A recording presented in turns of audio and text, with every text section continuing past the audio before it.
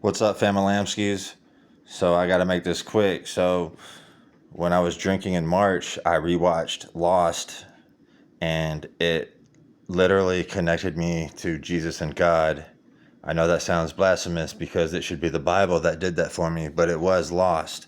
And so tonight I watched UFC, and I thought Gilbert Burns was going to beat Mike Malott, but he lost. So I posted this gift saying I was wrong and it's John Locke. So it reminded me of, I'm actually happy that I am drinking right now because it reconnects me to the utter bliss of the scenes from Lost that really connected me to Jesus and God. So we're going to go through some of these moments. So this first one I want to show, this is what would happen if I met the devil. And so in this scene, I am this guy, Saeed, this brown guy. I think he's Indian or Pakistani. He's British nationally, but so I'm this guy, and then John Locke in this scene is the devil. So this is what would happen to me if I ever met the devil.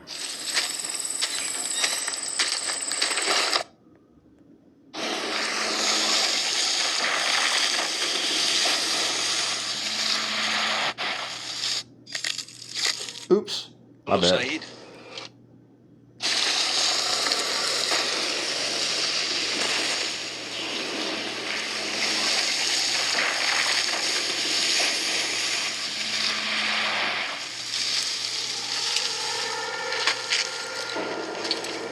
Hello, Saeed.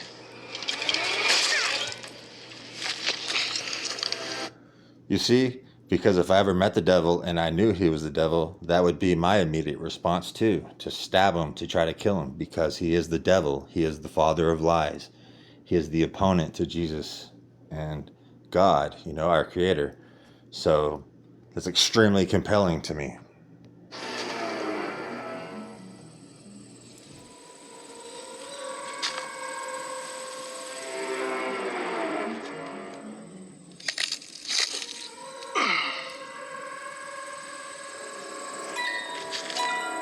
Now, why'd you go and do that?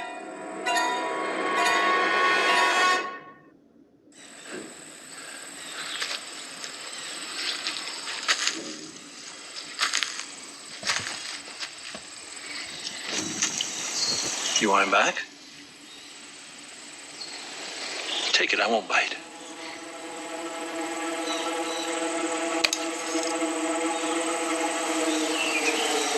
What are you? Well, Saeed, you seem to have some idea about that, considering that you stabbed me in the chest without even saying hello. Okay, so that is probably the hardest line in the entire franchise or the entire series of Lost. Let's hear that again.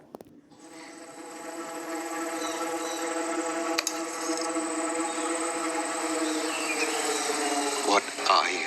Well, Saeed, you seem to have some idea about that, considering that you stabbed me in the chest without even saying hello. What did they tell you? They said you were evil, incarnate. I feel sorry for you.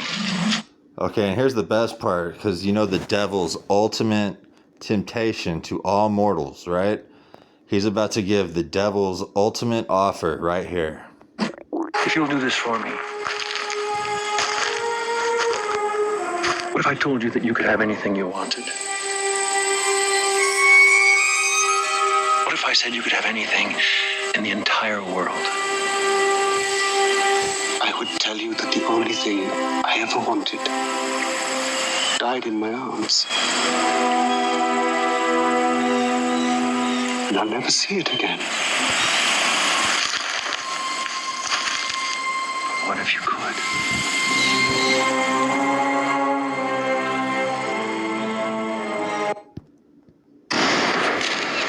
Okay, so that is absolute cinema, right? So here's another good one. So this one is Sawyer speaking to the devil, right? So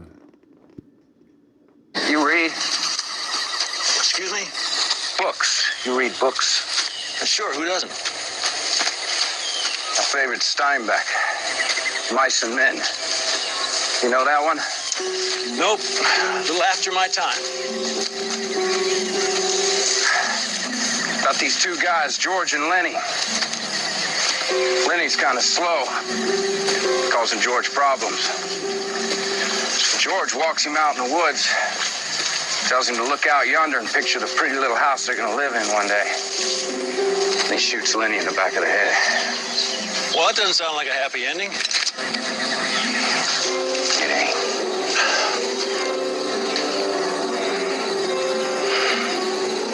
What's on your mind, James? Wondering what would happen to you if I put a bullet in your head. Why don't we find out?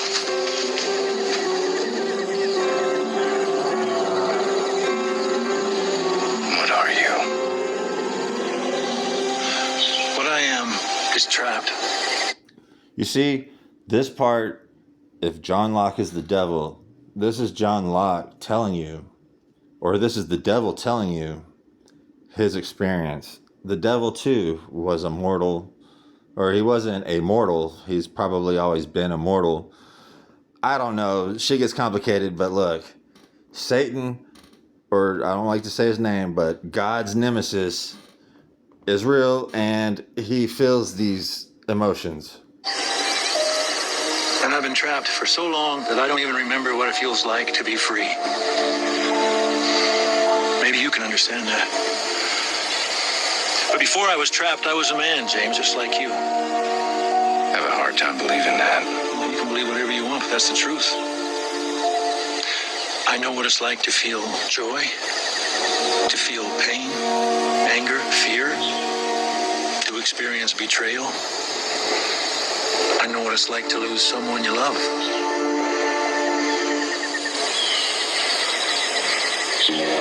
If you want to shoot me, shoot me.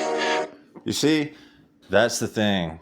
It's not that God's nemesis is this evil person. It's actually he is just as human, right? We were all created in the image of God. So that means, just like us, God and his nemesis are subject to emotions. And it's crazy. So let's move on to the next one. We'll keep it with Sawyer. So this is when Sawyer first meets the devil. And it's pretty interesting.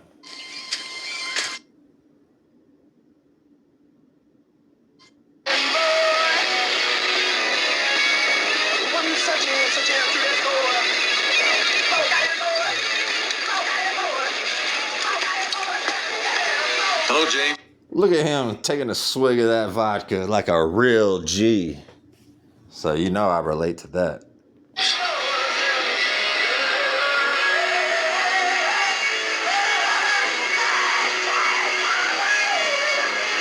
Thought you were dead.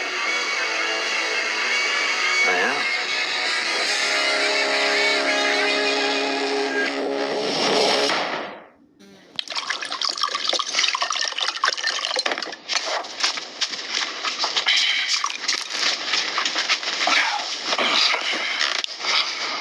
You're staying dead. You're taking this extremely well. Taking what extremely well? That I'm here. I don't give a damn if you're dead. Or time traveling, or the ghost of Christmas past. All I care about is this whiskey. So bottoms up. And get the hell out of my house.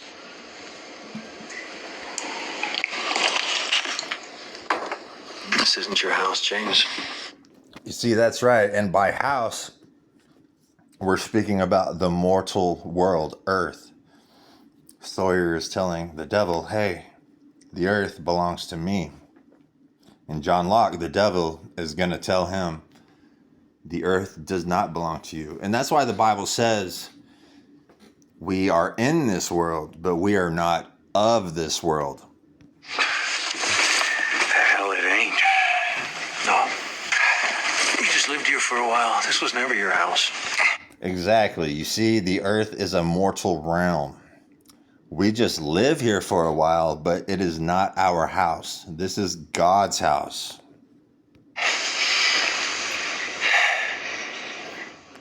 Who are you? You sure as hell ain't John Locke. What makes you say that? Because Locke was scared. Even when he was pretending he wasn't. But you ain't scared.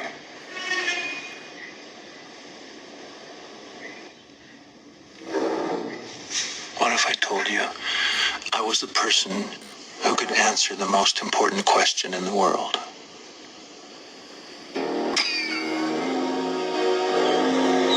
And you see, here it is again, this trope of the devil tempting you. What if I told you that I could answer the most important question in the world? Who would ever say that to you except for God's nemesis? And what question is that? Why are you on this island? I'm on this island because my plane crashed. Because my raft blew up. Because the helicopter I was on was riding one too heavy. That's not why you're here.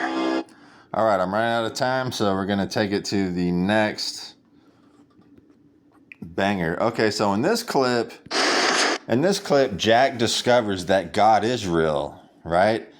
But instead of being happy about it, it makes him paranoid, bro. Imagine discovering that God exists and it just makes you paranoid. It's pure cinema. Sorry, just bear with me. I got to get it to the right spot. I'm running out of time here. Do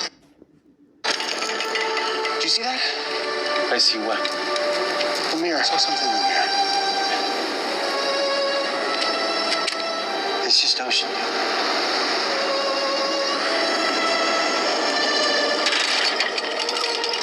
You know what it means? We're into 23 degrees. I don't think Jacob wants to.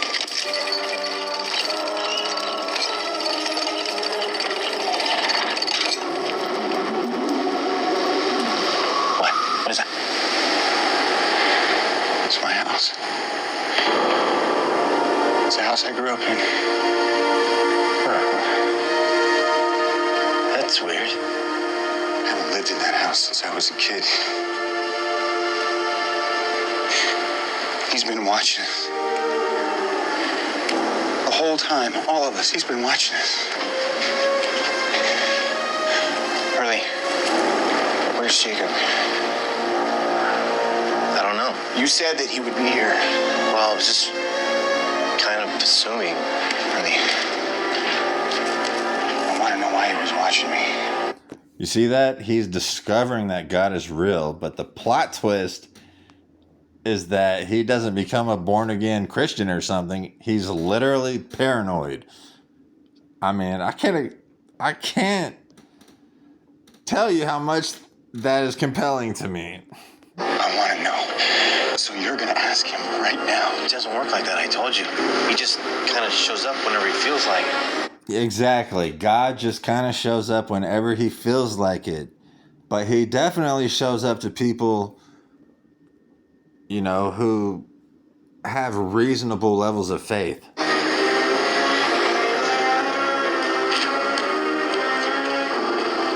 are you doing?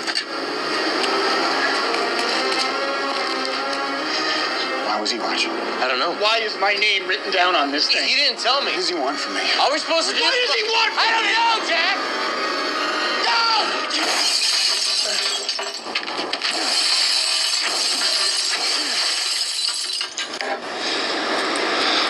Look, guys, I'm not going to lie. I know that saying I found Jesus because I watched Lost sounds absurd and ridiculous.